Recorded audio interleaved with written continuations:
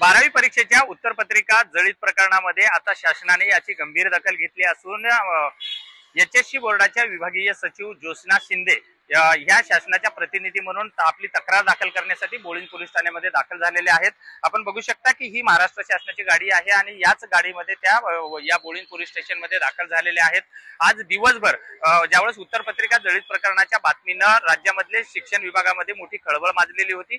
शिक्षण मंत्री दादा भुसे यांनी सुद्धा याची दखल घेऊन तात्काळ या सर्व प्रकरणाची चौकशी करून कारवाई करण्यात यावी असे आदेश दिलेले होते आणि आज सायंकाळच्या सुमारामध्ये स्वतः एचएससी बोर्डाच्या विभागीय सचिव ज्योत्स्ना शिंदे या बोळीण पोलीस स्टेशन मध्ये तक्रार देण्यासाठी दाखल झालेले आहेत।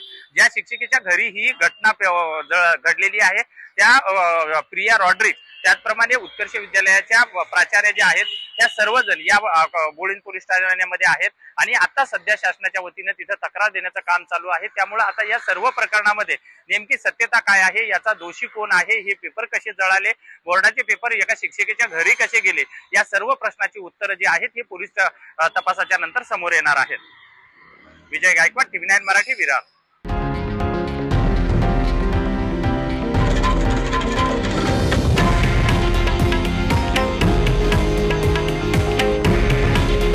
हे आहे देशातील नंबर 1 न्यूज नेटवर्क आणि आपण पाहत आहात TV9 मराठी। काळजी तुमची, हित महाराष्ट्राचं।